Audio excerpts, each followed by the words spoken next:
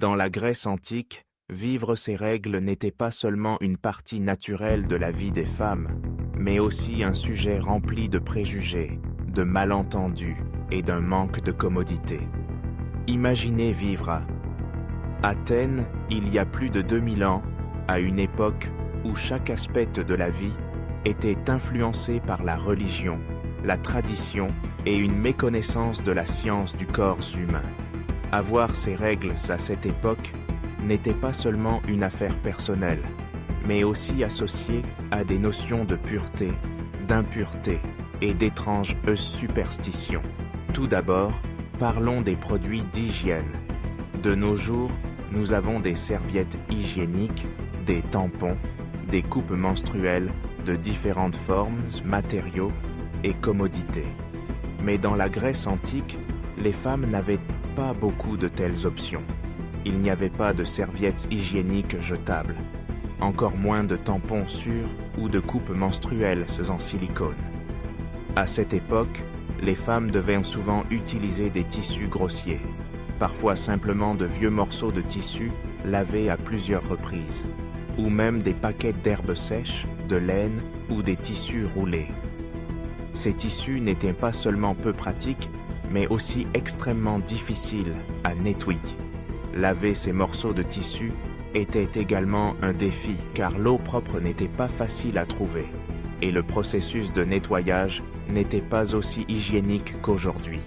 Cela entraînait un risque d'infection, d'inconfort et d'odeurs désagréables, un cauchemar persistant durant plusieurs jours chaque mois. De plus, les perceptions sociales de la menstruation dans la Grèce antique étaient également très strictes.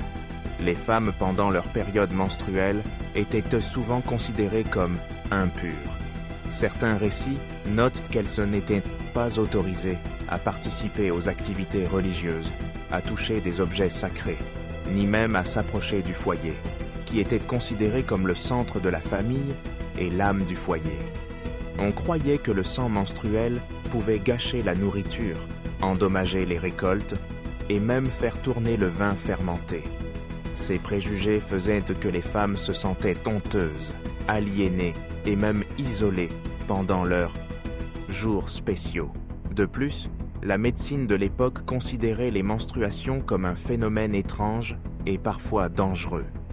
Hippocrate, connu comme le père de la médecine occidentale, écrivait que les menstruations étaient la manière dont le corps d'une femme expulsait des toxines nocives.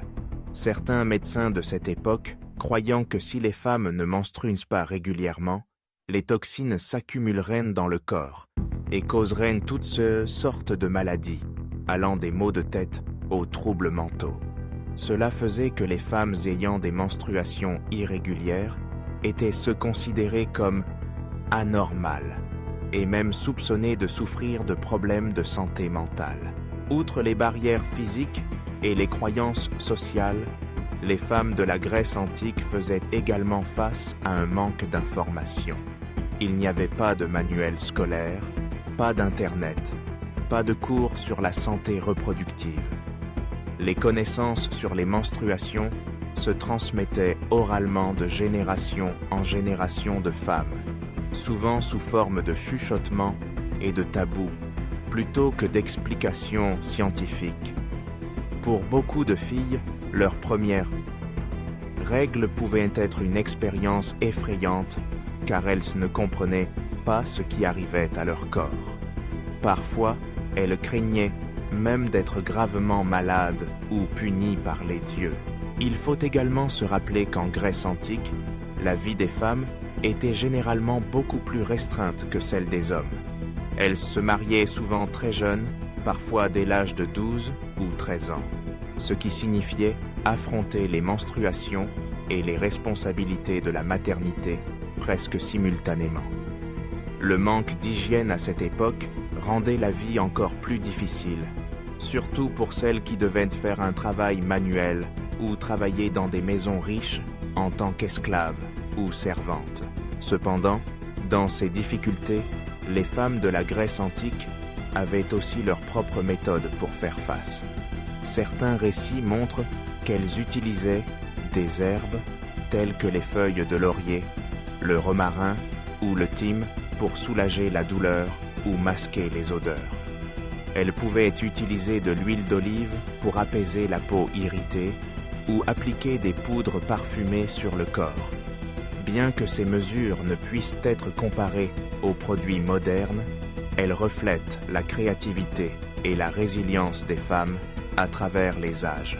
Enfin, il est impossible de ne pas mentionner la solitude que de nombreuses femmes grecques doivent endurer pendant leurs jours de menstruation. Lorsqu'elles se voient interdire de participer aux activités communautaires, ne peuvent pas assister aux rituels ou doivent éviter les membres masculins de la famille, elles peuvent se sentir marginalisées, même si ce n'est que pour quelques jours chaque mois. Cette isolation n'est pas seulement physique, mais aussi psychologique, faisant des jours de menstruation une source de peur, d'hésitation et d'anxiété. Avec du recul, on peut voir qu'avoir ces règles dans la Grèce antique n'était pas seulement inconfortable, mais aussi rempli de préjugés, de peurs et de privations. C'est une partie silencieuse de l'histoire des femmes, où les difficultés n'étaient pas beaucoup consignées dans les documents officiels, mais ont contribué à forger la résilience et la force des femmes à travers les générations. Bien qu'aujourd'hui ces problèmes se soient progressivement améliorés, l'histoire des menstruations dans la Grèce antique nous rappelle encore une époque où les choses les plus simples et ordinaires pouvaient devenir de grands défis pour les femmes. Ainsi, l'expérience des menstruations dans la Grèce antique était véritablement un défi important, non seulement en raison du manque de produits sanitaires, mais aussi à cause des croyances sociales strictes, de l'ignorance médicale et de l'isolement psychologique.